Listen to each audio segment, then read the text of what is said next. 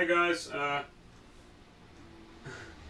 literally we'll be starting in a couple seconds. I'm just sharing it out to everyone out there.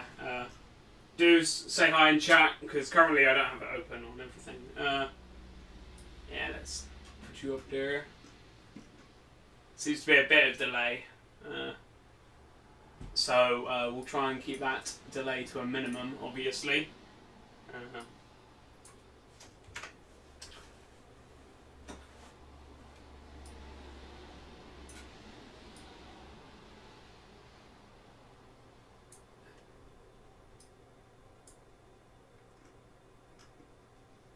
Yeah, so we're just going to be starting this in 2 minutes. As I said, I am currently just sharing my...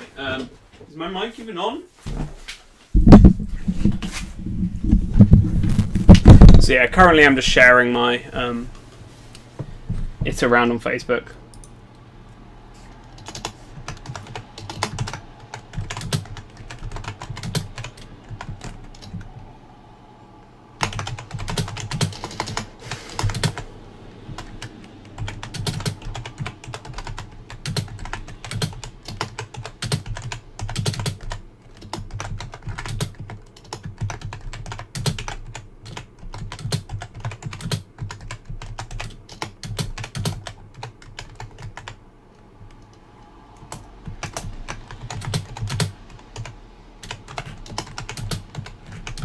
Oh, hey Jake!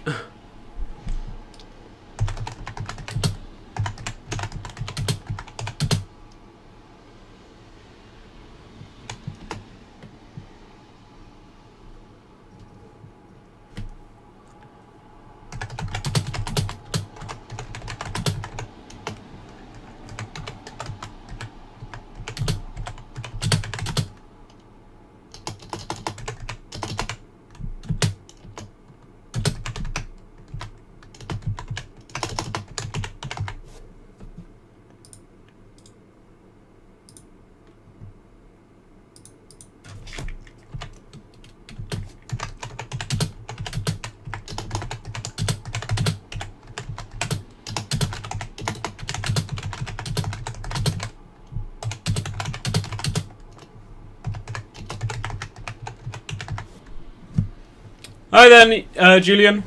Nice to see you. There we go. I'm just posting this now so I can share it on a couple of Facebook pages. I'm part of people who are interested in False Water Cobras mostly, and who'll just generally be interested with me. So let's just share it.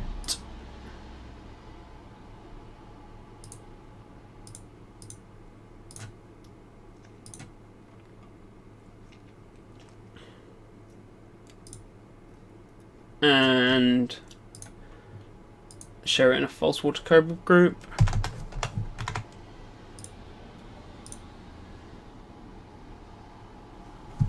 Okay,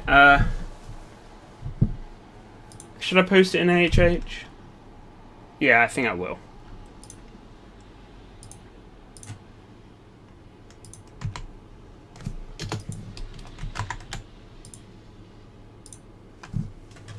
Okay, there we go. Let's bring myself around to my recording area. I should be able to see all you guys nice and easily there. Bring keyboard just so I can reply to text. Oh yeah. So there you go. Well, as you can see, my room's an absolute mess at the moment because I've just got back from uni. And the reason for that, well, the reason why it's such a mess is that if you've ever moved with all your animals, you know it turns into utter chaos. I've currently got kind of the remnants of a rack system there. Got poly boxes, like Vivs here. See, my bed is completely covered with Vivs and boxes and other Vivs and stuff like that. Yeah, most people dread just moving their collection once. I have to do it a couple of times a year, which is a right pain in the arse. So today, as one of my new essential maintenance kind of things which I have to do, is I have to do a brand new setup for my False Water Cobra. because, well, he's getting bigger. Since the last time you guys saw him, he's had quite a few sheds, and if you know, they're a really fast-growing species. So we'll have a look at him at the end. It's too busy at the moment, and I'd like to put him straight back in, because if you guys know, a lot of false water cobras can be arses, but mine is a colossal arse. So I like to just... he's not really handleable, let's say. So what we're going to go through today is, firstly, I've got to do... well, I've already done all the boring parts of the electrics. Ooh. So I've already wired that up myself. So we're going to be attaching it to the Viv. We're going to be doing all the Vivarium decor. We're going to be mixing substrates. We're going to go through lighting, everything kind of like that. And we are, yeah, going to see some snakes. So if you've guys got any questions on false water cobras, and specifically on false water cobras, or generally anything at all, please do ask. I'd be happy to ask everything. And also at the end, maybe we'll get out a couple of other snakes, because I know you guys will love that. Now, I've tried to get my setup as close as possible to me. As you guys can see, it's quite a mess. But I'm only using a webcam at the moment, and my mic here, because, well, it's the easiest way. I don't have a proper... capture card, which is what I would need otherwise. So what we're going to start off with is the lighting on the Viv, because this needs to go in before we do anything else, really. That can just go on the floor. Yeah, there you go. So I personally like to do all my lighting in my Vivs myself. So here we've got just a ceramic bulb holder. Yes, Julian, false water cobras are rear fang venomous, so you don't want to be bitten by them. I have been bitten by them in the past, but it's best not to be. They are not on the Dangerous Wild Animals Act in the UK, which is our act, which includes all of the venomous snakes. It does include all of the elapids and all of the vipers, but it also includes a couple of the more dangerous colubrids, including your boomslang, your twig snake. It got a couple of Rhabdophis species. There's one Philadrias species. There's a Xenodon species, and also your Malpon, which is your Montpellier species. So there is some danger with them. Now, that's not the reason why I keep them. I just love rear fangs. Actually, if you look into the science, I've done research on it myself as well for my degree, that a lot of animals which you didn't presume, that a lot of people wouldn't presume are venomous, actually are. So we're starting to learn a lot of new stuff. Let's try and see if you can get my head a bit there. Maybe I'll lower it down. Sorry guys, just brand new space. I'd like to try and do these a bit more in the future. So I've measured out. I had the tape measure here. Where did I put the tape measure? Here we go. I've measured out exactly where I want the mesh guard to go. Although, technically, you could say false water cobras are a terrestrial animal. This does not mean that they climb. Sorry, it doesn't mean that they don't climb. I had mine... Oh, he always climbs. He's really inquisitive. They move around a lot. Have to make sure I get the right end of it. So it's actually this end. And I measured it as going in at 18 centimeters, away from the wall, and 11 centimeters into the Viv. So let's see if I can get. I'm just gonna use a knife to pinpoint that. Where's the piece of it? Ah, there we go. So if we mark there, and we mark there, we need to come in a bit. Boom, that's where the corner of our bulb guard goes. So this is just a nice and simple task that I'm starting off with. There we go, I can see that there. So now what we're going to have to do is we're going to have to now work out where the actual holder goes. So as I said, I've done this wiring myself. If you're going to do it yourself, make sure you know what you're doing. I've been taught by electricians and stuff in the past just how to do this. Very simple. I will have a video going about it relatively soon. But yeah, basically it's a live neutral to a plug. Incredibly simple. If you learn how to do a plug, you can definitely do a bulb holder. So I've got my box of screws down here. And I'm pretty sure I can remember which ones I used last time. I think it was these. Yeah. So they just slip through. They slip through the holder nicely, like so, and you can just see they point out just enough to go into the Viv. Keep it up there, but not to go through the other side, because you don't want to make anything sharp on the other side, and you don't want to make it ugly. Those are the main reasons we do this. So what I'm going to do is, now I have these screws, I can put that away. And I brought up my drill heads. That was not meant to happen. Oh no, there is something in here. Yeah, there is. Boom, saved. So what you're going to want to do is you're going to want to balls. I dropped one of my screws. There we go, found it. So it's a good thing to do when you're doing DIY is just to kind of leave your screws somewhere where is my. How's my mic doing, guys? Can you hear me? I don't really know. Maybe my gain's a bit low. I think my gain's a bit low. How's that? Oh, that seems a bit better. Is that good, guys? Someone type something in chat. I can't quite tell whether the audio is perfect or not. But yeah, so what we're going to do is we're going to line this up with exactly where we want it to go, which is there. So it's nice and square with the Viv. We've got screws.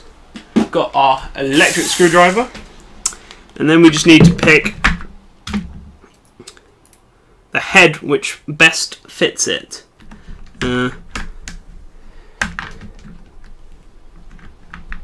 Yeah, there we go. I think this one's... There you go, that's going to be the best. As always, you want to make sure you've got the screwdriver the right way around.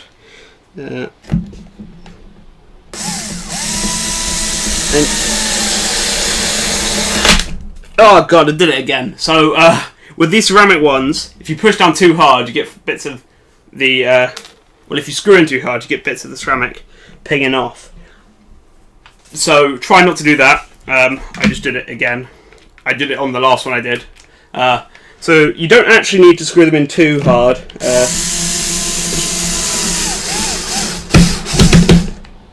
So, I'm just going to be careful with this one, because I completely forgot about that.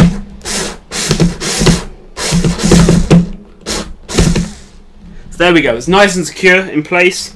Yes, we do have this little bit of some ceramic, but we can just glue that on later. So it's nice and easy to do. Then come to our cage for the bulb guard, and for this one they nicely supplied screws with it. You might get some yourself which don't. I've had that, but supplying screws is not something you should come to expect in the reptile hobby. That one's a bit big, so let's change to a different Phillips head. Boom, there we go. And yeah, just like before, you're obviously putting weight down on the screw.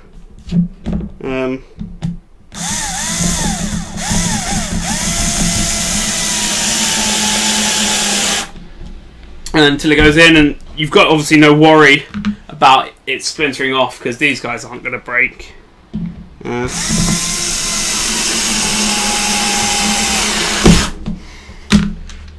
So how's the setup going so far? Obviously, I know my video is not perfect. It's just an old webcam. Well, a decent, half decent webcam on mine. But I've got a nice mic. So how's the audio doing? And as I said, any questions about any of my snakes, or false water cobras in particular, I'd be happy to answer them. Oh, so there we go. Bulb holder is in place, and that's a really easy part of everything that we're going to do. Sorry, that's probably the most tricky part of everything we're going to do today. So that's all in place. Obviously you've got your power cable.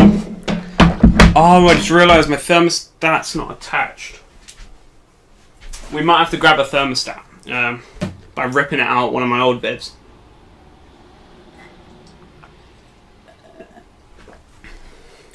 Alright, Owen. Good for you to be watching. I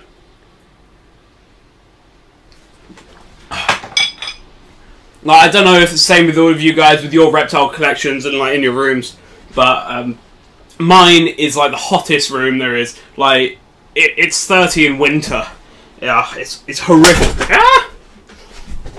Let's not break the UV starter controller. I'm actually building this on top of my boa constrictor's Viv at the moment because he normally goes on top of this one, and it'd just be a bit of a pain. Tripod out of the way to build it underneath, especially because I'm screwing under like this. There we go. Let's see if I can get this out.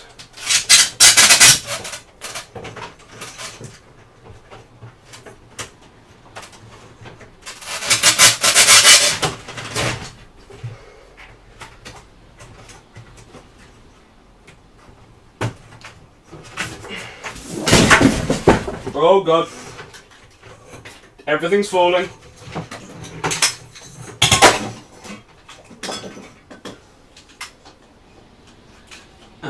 Sorry about this, go. And almost there. It'd be much easier, wouldn't it, if I'd gotten all of this prepared beforehand. But there we go. We got a nice Haberstadt dimmable thermostat. I love these guys. Oh wait, no, this is a Pulsestat. Still, it's the best I got at the moment. So we'll have to do. It's one of those things which can be changed pretty easily. So all you've got to do is poke through the temperature probe, and then you can switch it out. So, as I said, everything's a complete mess at the moment because I've just came back from uni. I'm moving collections. If any of you guys have done it, oh, hi Nicole. Oh, from Texas, that's great. Owen, how's the False Water Cobra? Doing really well, actually. We'll check him out towards the end of the video because he's an absolute arse. He's not a good handling snake. I'll show you him, but it'd be good just to have the Viv prepared for when he's need to do that. So, first things we're going to do, now that we've got the heat set up, is now we're going to move on to the... sorry. There's not much space over here at the moment. You're kind of sitting on one of my old tanks. But now we're going to move on to the Viv itself. So, as you'll see here, I have a UV starter controller. And the controller is here. You may say, or may have heard, that snakes don't require any UV, but this is... Well, require probably isn't the right word to use, but benefit, that they definitely do. All snakes will benefit from UV lighting. So I'm just using this 2.0 bulb for these guys, because he can climb right up to it and get any of the exposure he requires. So I believe I've seen him, in fact, basking below UV himself. So UV is always a great thing for your snakes. whatever anyone tells you. Just make sure you get the right level of UV, because obviously if you've got a forest or a fossorial snake, you don't want to be giving them a really high dose of UV, which they'd never get. So if you had a nice fossorial snake like a Kenyan sand boa, although they would experience really high UV in the wild, that's the time of day that they would be buried. So they wouldn't be exposed to that themselves. Oh, see, we've got a question here. Harry, how's the DWA training going? I'm starting in 2 years. So I'm planning to do a few different things with DWA over the summer. I've been invited by a few friends, and contacts have been made over the space of the past year to go see their collections. There will definitely be videos on about those. There's some cool cobras, some cool vipers, yeah, all different elapids as well. So yeah, I'm trying to get out to those over the summer, and you should see those not too distant future. Apart from that, obviously, the last thing I ever did with Venomous myself was in Arizona, and you guys should have seen that video. And then actually I've seen some adders recently, but I didn't do any handling of those. I've misplaced, there we go, reflector. So what we're going to do is we're going to just have this bulb here. It's I think it's a 30 inch bulb, I think. A reflector can up to triple the UV output. So it's only a low UV output bulb, but what it will do is the reflector will push it all around the Viv and make it all good. In very simple terms. If you're interested more in how UV can benefit your animals and how it works, please go and watch some of the AHH videos by Francis Baines from Going Into the Darkness Into the Light conference, because there's lots of info on different UV outputs and stuff and how it's going to benefit your animals. Oh, there's one thing I forgot to do with the board, with the Viv lid with the heating, and it's something I like to do. No, you don't actually have to do it, but it's something that I feel firstly makes your Vivs look tidier, but also means that there's less of a danger of your animals getting caught around all your wiring. So what I like to do is cable management. I just use these cable clips, or you could use wood staples or anything like that. So they just come like this. You can see there's an arc and a nail, and you just want to be placing them periodically along your stretch of cabling, and obviously you're wanting to ultimately get it back to the grooves in the back. I might have to make these grooves a little larger for the cablings I've got, but so yeah, if you just hold it down with your finger, boom. So we'll get out a few of these. There we go. And obviously you don't want to clutter up the roof of your Viv with these guys, but I like to do them every 2 or 3 inches, just because it means there's less risk of your animals pulling it down, because that is always a possibility.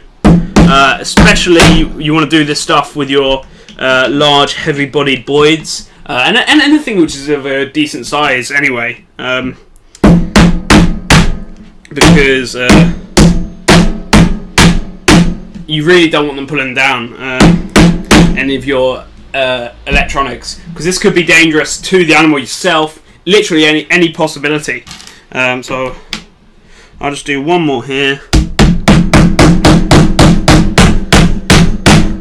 There we go. So we've got those 3 staples down there. If you can see, 1, 2, 3. We'll probably need some more of these later. They come in all different sizes. There's a small one. I've got a box of even smaller ones. So really dependent on the cable size that you have will mean what size you need.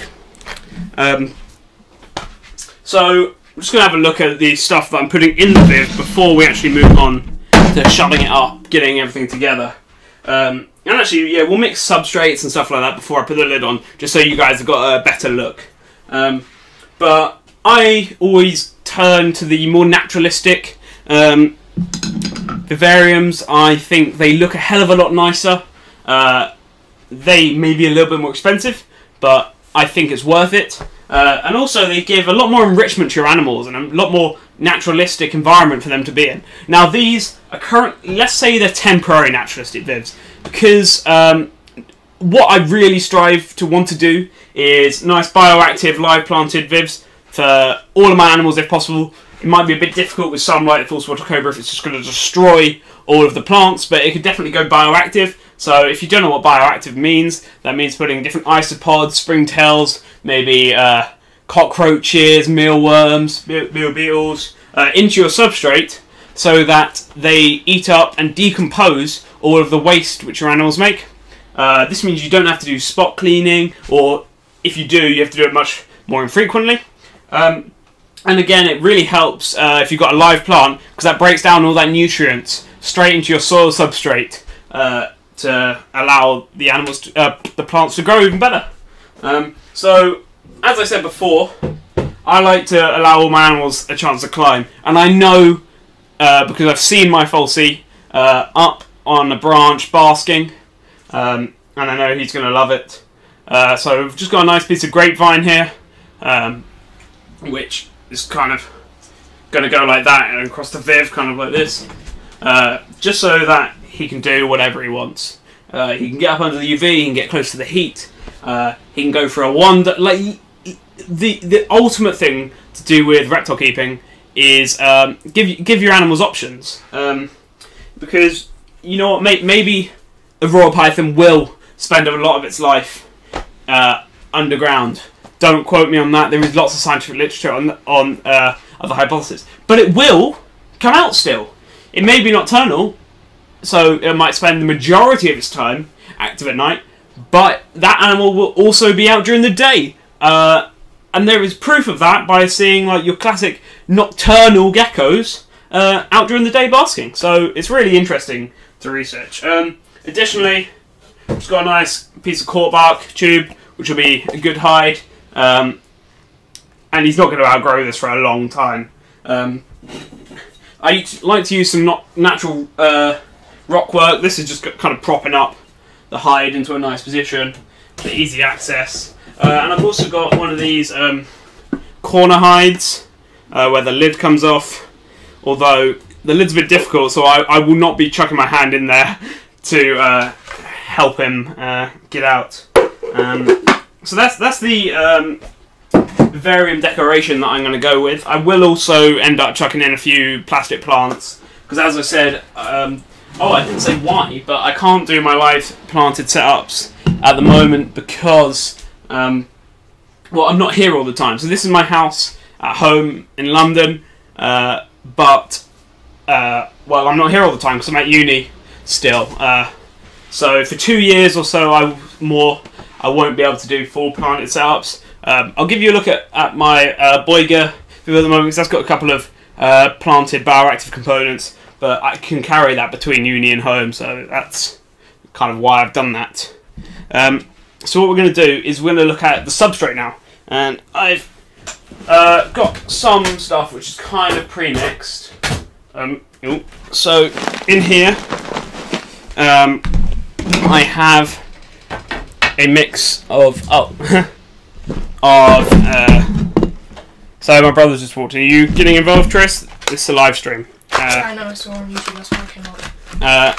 So are you going to say hi, Tris? Hi. You can't see him in the moment. You're not in shot. But I'm the only helper in my house, but I get Tristan to help out with a lot of stuff. Because he's more interested, I guess.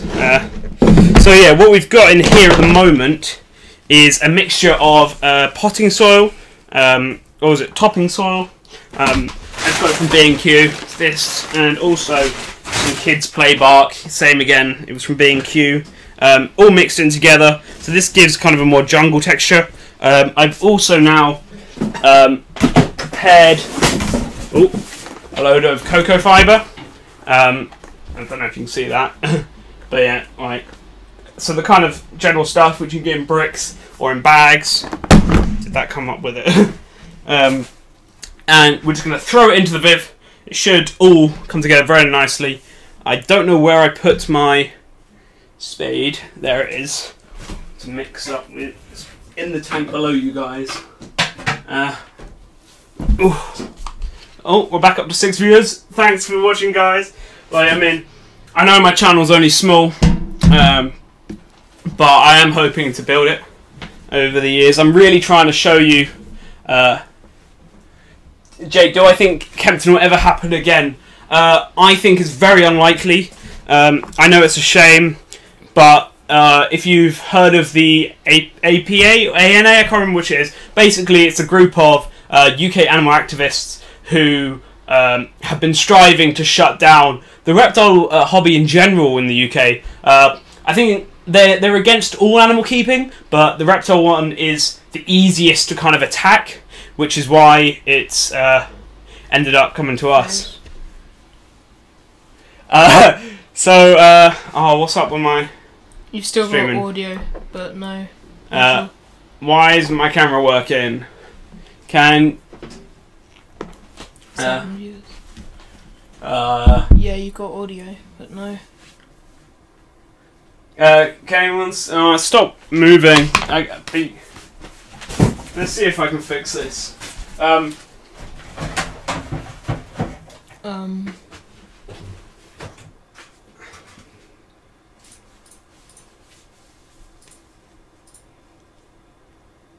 Oh, why is it doing this?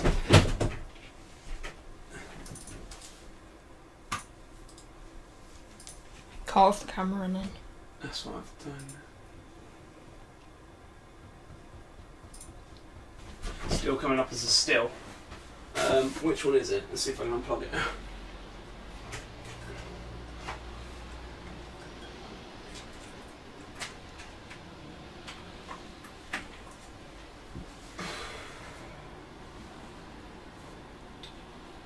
Do you want me to try? And we've still got a black screen. I'm sorry, guys.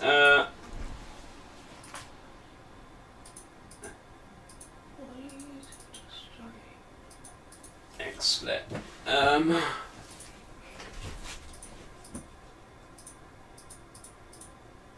You still got audio. Yeah, I know.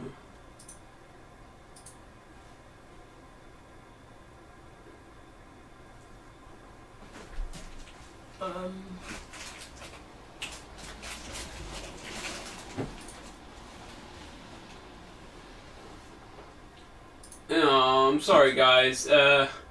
Maybe if we restart the stream, we'll be back in... Do you think that'll be good, Tris? Yeah. Cut stream. How do I do that? Was that the right thing? No, it wasn't. No, you have to cut it within your software. I can't remember how I started it now. Hold on. You would...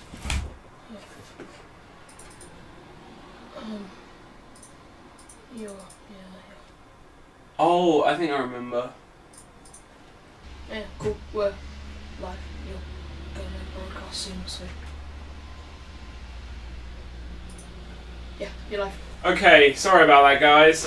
We seem to sort the problem. I need to move XSplit on sketch. Hold it there, Tris. Almost dropped.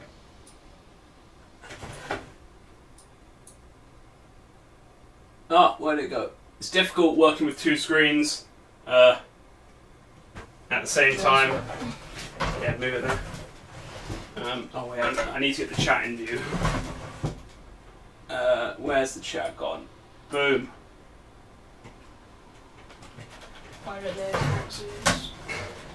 Okay, cool. Chris? Is that okay? Not even though you can't see the view. So I know what to do. You can't see XSplit. Oh shit. And you've also lost view of the chat now. I have. Oh.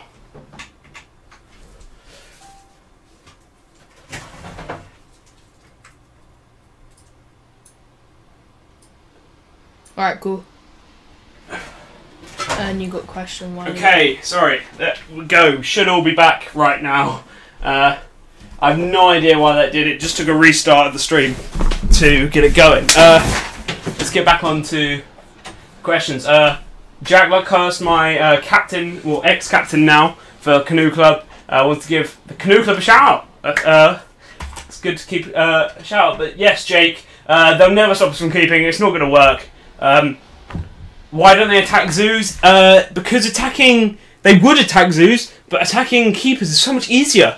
Because, like you and me, we keep our animals as best as we can in top-notch conditions, but there are those people who don't. There are people who walk into a pet shop and just pick up a green iguana, and then they've ended up with a 6-foot animal, or a retic, or a bearded dragon, and they just don't keep them right.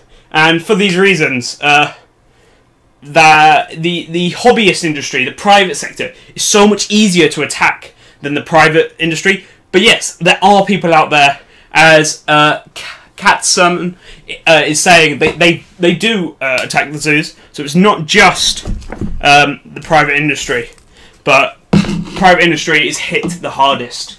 And it is shows like that which we obviously see, which do it. An example I was given, for Donny, the Doncaster Reptile Show, to be running still, the team behind it and work very closely with the council to actively fight the lawsuits implied by the ANA, or the APA. I can't remember which one it is, Google it. But yeah, so I think in 1 year they spent around roughly $7,000 just on, and for a small event or something like that, which actually doesn't affect the economics of the people who live in Doncaster. It's quite an empowering thing for them to do. So obviously, not everyone can do that, which is why Kempton shut down. Last year, I met you there, Jake, actually, at the Essex Reptile Show, APA, thanks, where that show is never going to happen again because the APA did show up to that, photos were leaked, and the venue decided that they weren't going to do it again. So yeah, back onto False Water Cobras. Had a little bit of a rant there after and before the stream cutting. So as I said, this is I'm making my own soil substrate here. I don't like the use of newspaper and paper towels. I use them in only very temporary setups or in quarantine setups. But even in quarantine setups, unless there's something specifically ill with the animal, I do like to still give them a nice natural environment. So this is a potting soil and a bark chips mix, and I'm going to be adding cocoa fibre. Also adding some... Yeah, you're right, Jake. So there's a lot of rubbish which comes out of their mouths, which is... And they supply enough evidence for people and the venues to not want to do it. The invert shows still go on quite a lot because actually in the UK, invertebrates, apart from cephalopods, so octopuses, squids, cuttlefish, no other animals in the UK, no invertebrates other than those in the UK have any rights and not governed by the Animal Welfare Act. There'll be a new show in the southeast in 2018. Which one is that you're talking about? I've definitely heard rumours of different shows, kind of people wanting to do them in the past. And that's exactly what the Essex Reptile show was last year. It was a very small one. And I would love a new show back down south because, well, Kempton for me was just down the road. It was brilliant. But now I have to trek all the way to Donny. And it's always a really inconvenient time for me. Like, this weekend... Were any of you at Donny this weekend? Did any of you pick anything up? But I wasn't able to go there because that's when I was moving all my stuff down. I probably won't be able to go in September because that's Freshers Week, so I've got to be there, like, introducing freshers to the university. And normally November 1 I tried to make. I've made it for the past 2 years. But yeah, that's all of the UK ones I try and go to. I like to do a lot of other events like conferences, check out other facilities. I'm really planning to get all over that, hopefully over the summer. So I've just mixed the soil substrate the pre-done mix in there. Oh, there's a little piece of a plastic plant, and also a moth has got in here.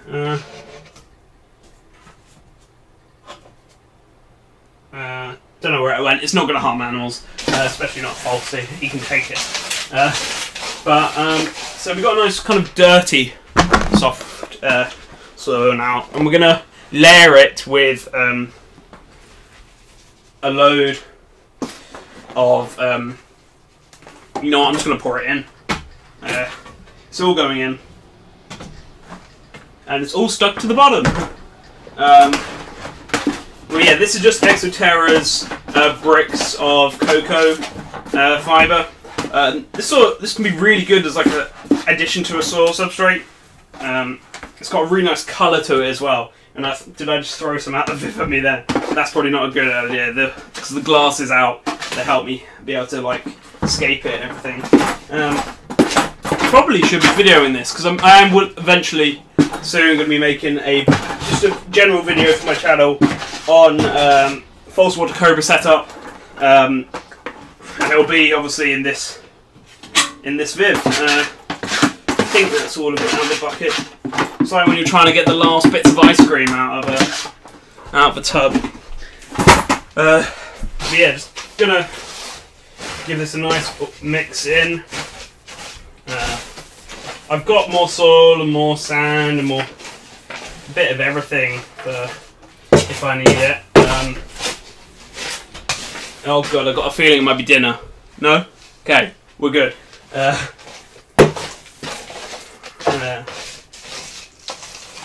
yeah, this is a nice mixture of soil. It will retain any humidity and any water which I put in. I'm not going to keep it too humid because although they come from a desert area, well not a desert, sorry, a jungle tropical area, where you'd presume it's very humid, I found that with False Water Cobras, they prefer to get their hydration just from soaking. So if you keep the rest of the Viv nice and dry, they have the option to go into a place to soak. Because, as you all know, with any of your animals, any snake can get scale rot, so it's good to give them dry and wet areas. So what I like to do is just keep the wet area to the bowl and maybe the surrounding area, because he's a messy guy, he's going to chuck it out. Let's just put a bit of substrate into that corner hide I was mentioning earlier, just so he's got a bit to chill in there.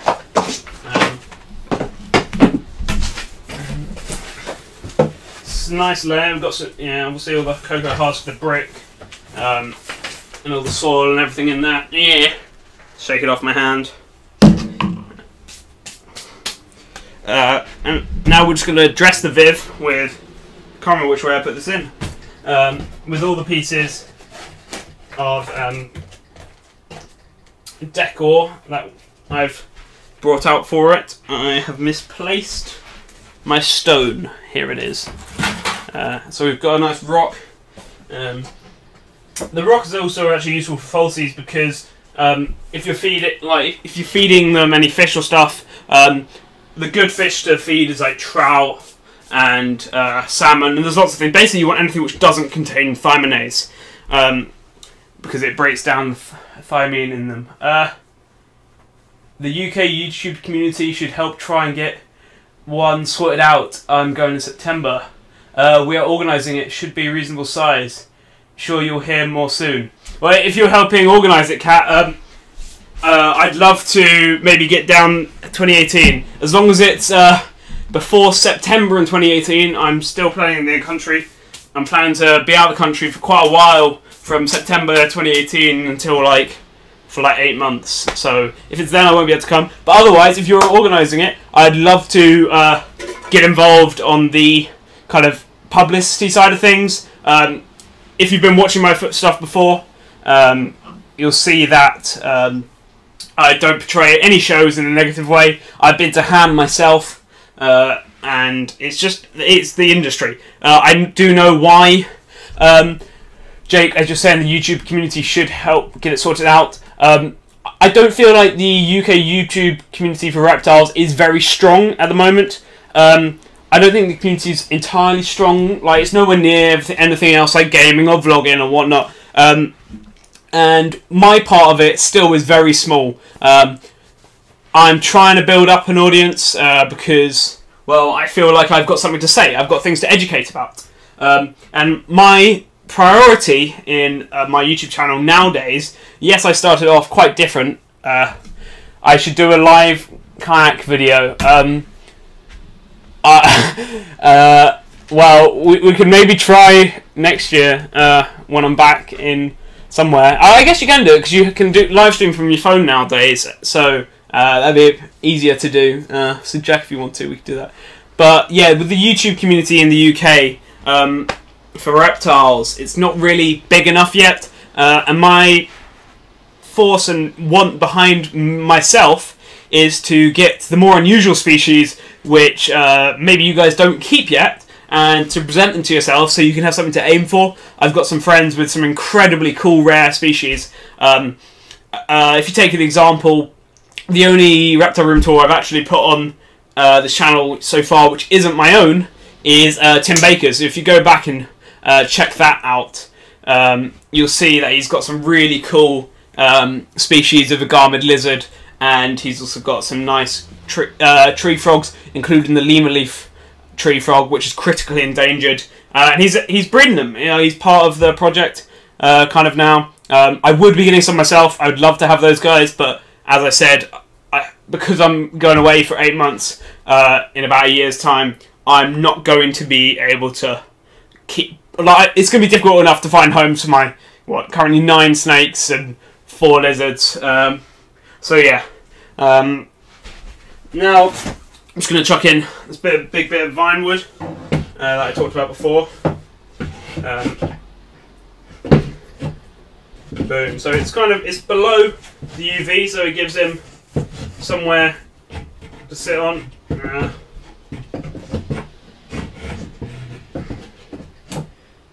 Boom. There we go.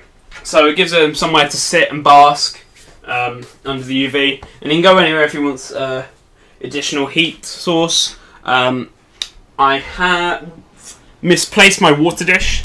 I was using, Tris, is the white dish there? The white bucket thing, yeah. Okay.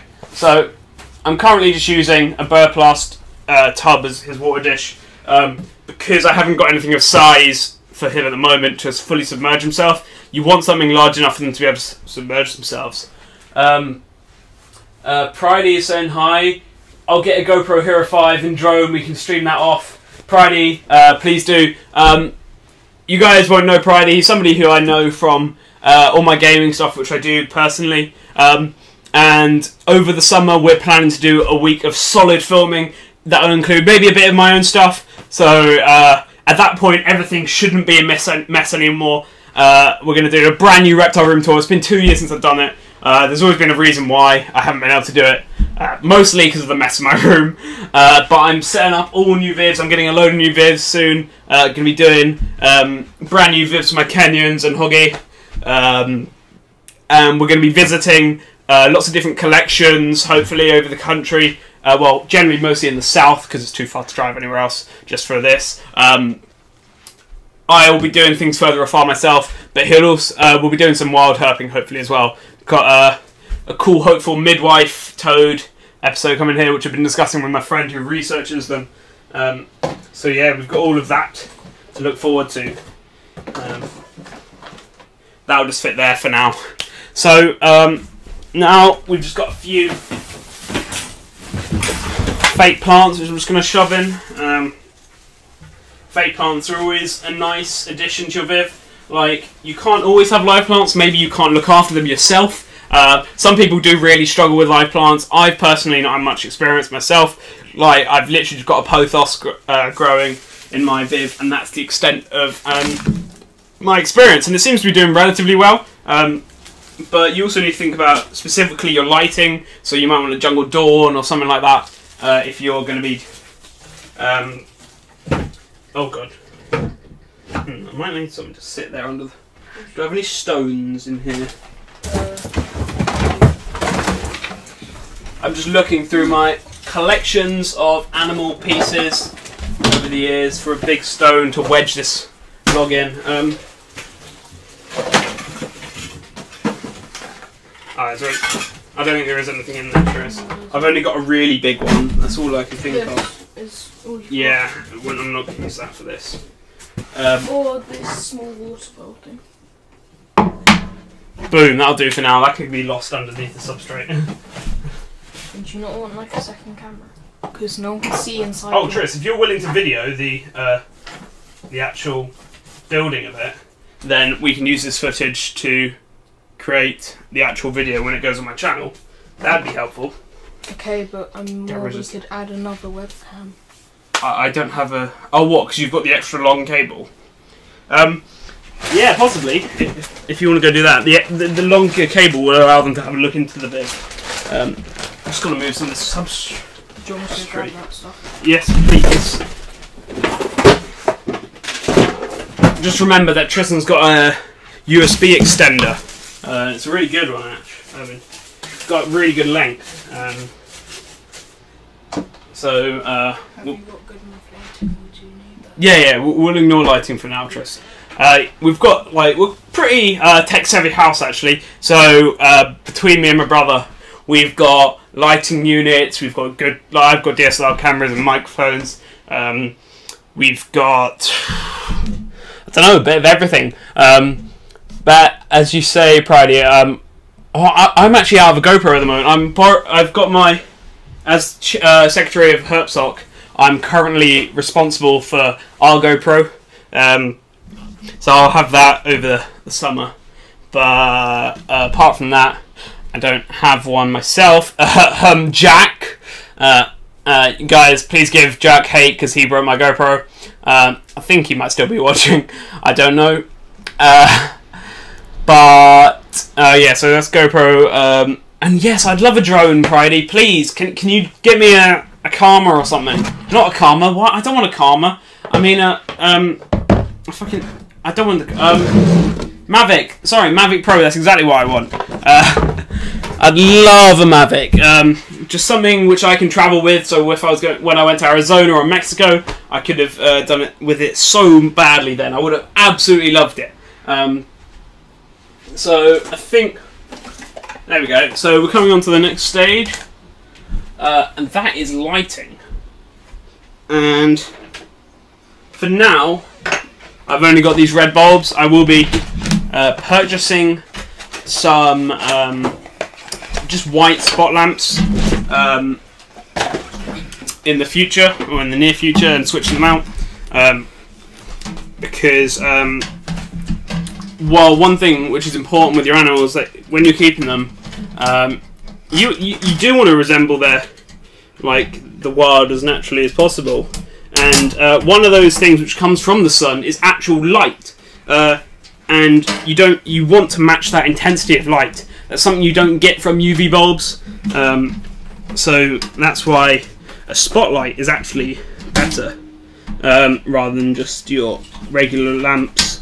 So you guys might use different infrared sources or ceramic heat emitters. And they're good at heat, and that they are. That's what they're designed for. But they don't produce the right kind of light.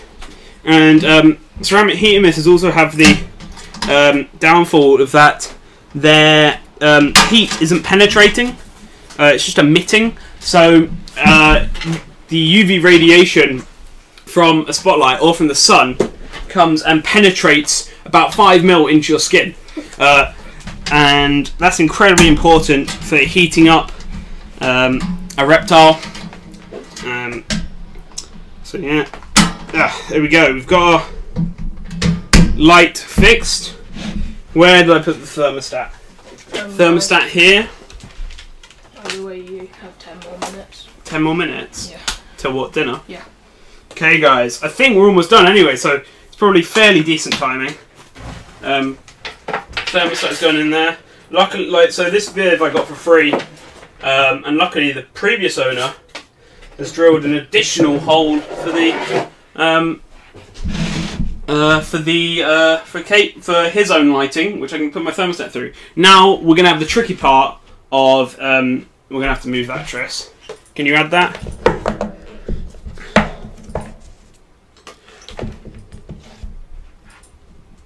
What? Do you know how to add it? Yeah. Yeah? Okay. So yeah, now we're going to have the tricky part of making sure all my cables fit. I might have to temporarily move some around. So do you want them both on screen?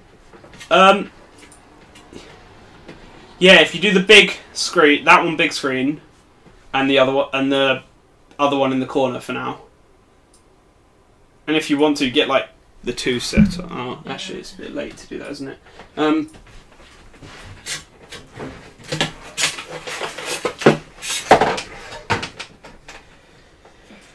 So yeah, as Tristan has alluded to me, it's dinner very soon, but luckily I am almost very closely to being complete. So just have to put the lid on, and Tristan's, I think we've got the live stream on the big, on the close-up at the moment. So as this goes on, just chuck the rest of the cabling behind. And then I need to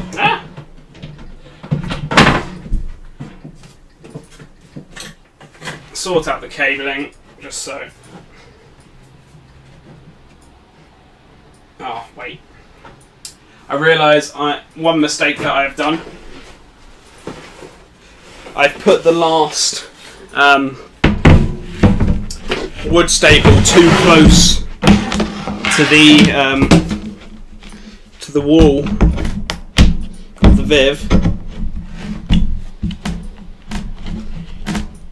and you can't really salvage them. If you've got to pull them out, they break. Is there anything in the chat, Tris? Just no, last thing was about the GoPro. Pridey, cool.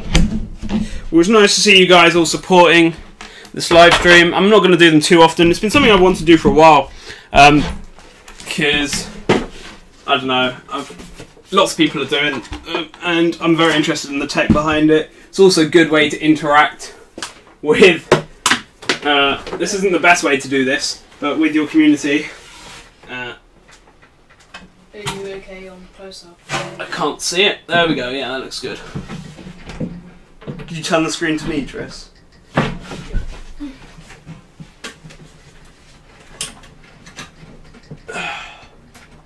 Okay.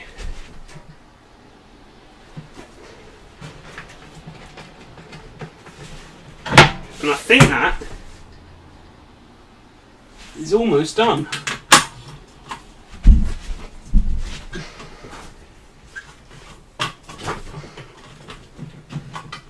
What I'll do is I'll get the UV light on so you guys can see that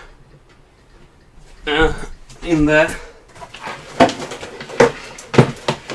So we've got all our cabling here.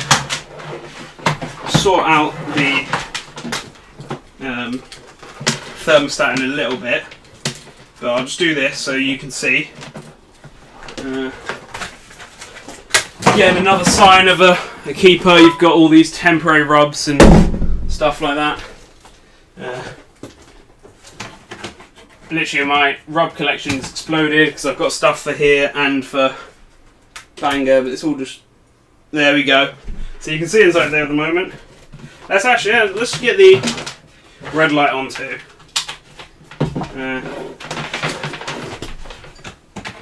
And it's going to be set for this guy to 27 degrees. As False Water Cobras really don't like it too hot. It is probably going to get too hot in my room anyway. Yeah, look, you can see it's probably off at the moment. I've got a thermometer somewhere. Let's see if I can find it. You know, I think it might be on my bed. Oh, it's over here. And it is currently about stuck in all the stuff that I've been moving. Okay, apparently it's 23 degrees in here. Feels a lot hotter. Let's leave it up there. Actually, just leave it in here just so we can give a check how it's doing. Let's fill this up with bad boy up with water.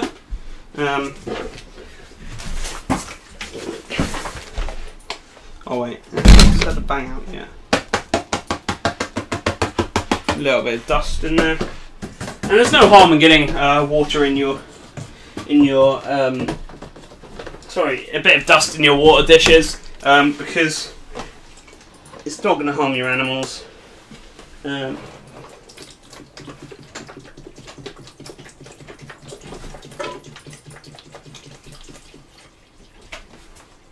So yeah, with False Water Cobra's nice full water dish. Now we're going to have to get to the glass panels, which I've put under everything. Look, there you go. You can have a nice little look in the Viv.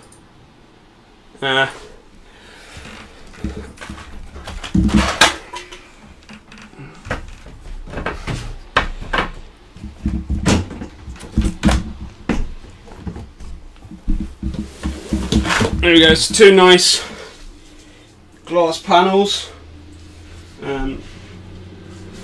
Just do them one at a time, it's a lot easier. And the rails obviously are already put in. Where's my spray bottle gone? I'm going to give the substrate a little spray down. Don't want to spray the electrics, so just move the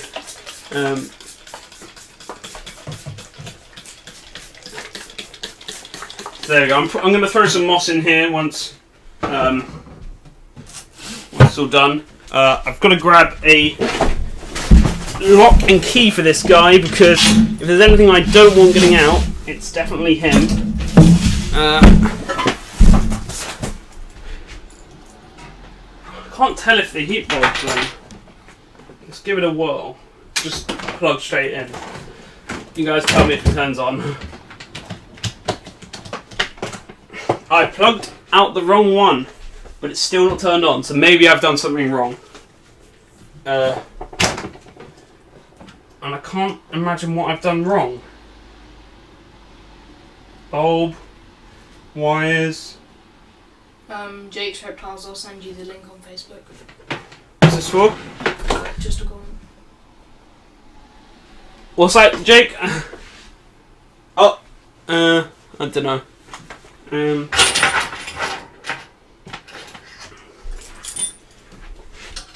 Yeah, well, luckily it's warm enough here in the UK at the moment to not need a oh, throwing the cable. There we go. To not require a heat lamp, and actually it's quite possible that the UV bulb will warm this Viv up warm enough. So now we just need, all we need to do is find my hook, which is here. Find my False Water Cobra, which is here. He's in this box here. Well, he's literally been underneath you guys the whole time. Let's move you over here.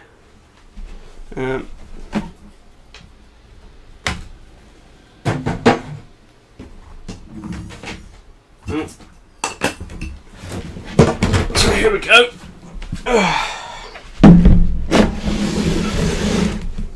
Now, one of the benefits of this Viv over what he's currently in is it's a rub, so there's many benefits. Got a lot more size in here. He's very nervous, snake, so coming at him from the front, I think he'll be a lot less defensive than he is being brought in from above. And I'm not going to necessarily be able to show you in this video. Actually, Tris, you can handheld this. I'm also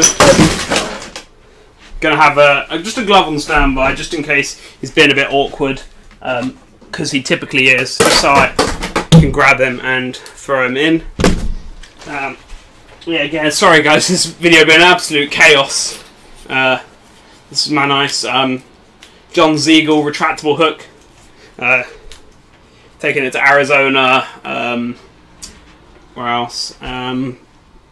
Yeah, basically everywhere since I've got it. So let's have a closer look at him. So Tris, can you get that camera in there? So this is my False Water Cobra, or Hydrodynastes gigas. You can see he's not particularly a happy guy. Do you want to get that camera in there a bit more, Tris? So you're able to see he's probably going to hood up a bit there. Yeah. So if you're going to stand back, Tris, please. Actually, I'm going to make this hook a bit smaller, out of the way of the Viv. Should I go behind? No, you, as long as you're not blocking stuff there, you're good. So, what we're going to do is, if he's flipping out quite a bit, like he is now, I need to try and get his tail. You know, or we're just going to go over like this. So there you see him. You got a nice shot. I hope you're liking him. No,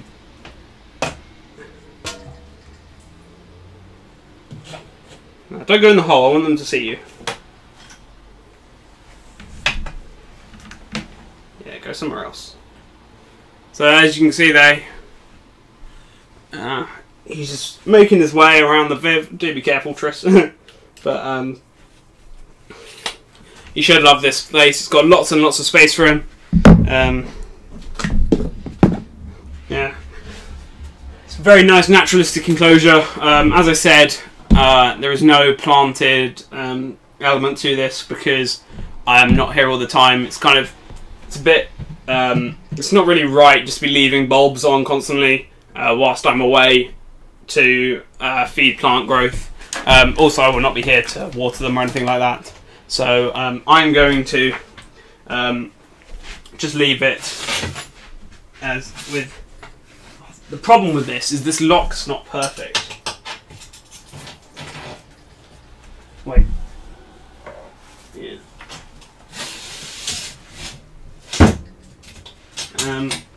You know what we could do soon, guys, is I don't know if you guys would be interested. We could maybe try a live feeding. It might not be very interesting. Because a lot of the snakes I have here at the moment aren't really strike feeders. I've lost everything. There we go. Before we head off for dinner, are there any snakes which you guys would like to have maybe a closer look at? Anything? Give you a couple of seconds. I'll go through all the snakes I've got at the moment actually all the animals I've got here at the moment. So I've got my male hognose albino. I've got my Kenyans. We want to have a look at the Kenyans. What we'll do is we'll just keep this live stream going until we're actually called for dinner. So Jake wants to see my Kenyans. These are my pair. Hopefully, I've put them together a couple of times, so maybe if they mated, I don't know if the male was really doing the job. Maybe if they've mated, I should have babies around kind of towards September, March. I can't even think. When did I put them together? I don't know. So these guys as well are in naturalistic setups at the moment. They are over summer. I'm going to be doing either a DIY or just kind of something similar to this setup for all my small kind of semi fossorial ant snakes. I'm going to be doing. I'm being told on the live stream by my mum that dinner's in 1 minute. So what we'll do is I'll show you the Kenyans. Like, I mean, the Boiger's not even out at the moment because that's the interesting thing you guys probably want to see as well.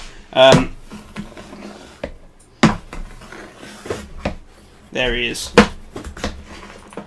So I use a hook with these guys just to get them out of the substrate because they are fossorial. And also this guy is a massive biter. So I just like to have a bit more control over him. So this is my male Kenyan sandboa. He's about 2-3 years now, I think. Yeah, I think he was 1.5 when I got him. It's been another about 1.5 years. But yeah, he's not going to get too much bigger because males well, this species is very sexual dimorphic. So the males stay a lot smaller. He's just a wild type. I think he's got het snow, but I'm never going to prove it out of him. I think it's maybe possible het snow. But yeah, that's never going to be proved because I'm not really into morphs. And I haven't got anything else which is snow or possible het. Or het fur. So that's never going to get proven out.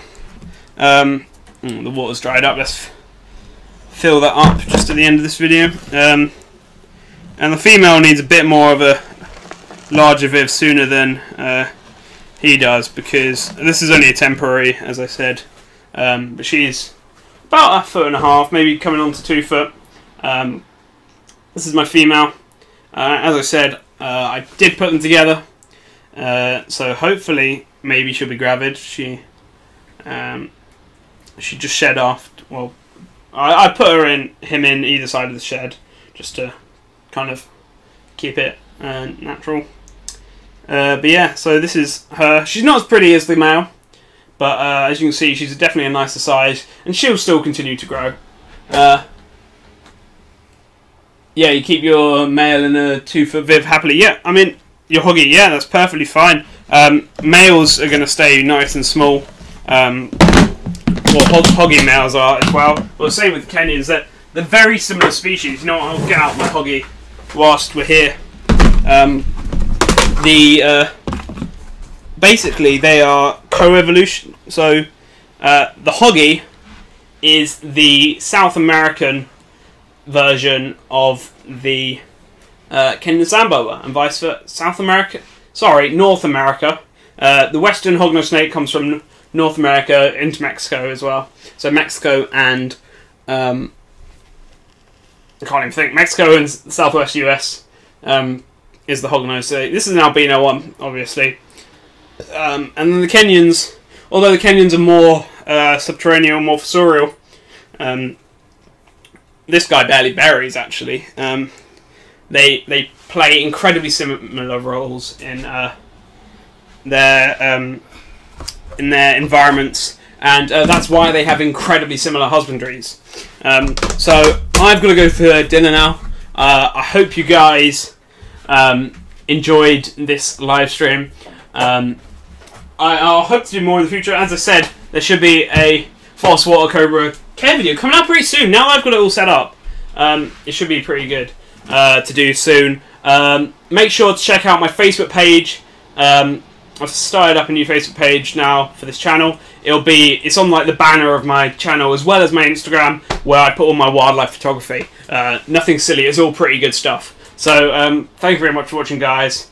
If you're not subscribed already, which I think most of you are, please make sure to hit that subscribe button. And yeah, if you've got any questions, hit me up on comments on my videos, on general, or just literally anywhere. So yeah, thanks for watching. Tris, shut it down! You shutting it down? Is it off? Do you not remember how to do it? Go, yeah, and you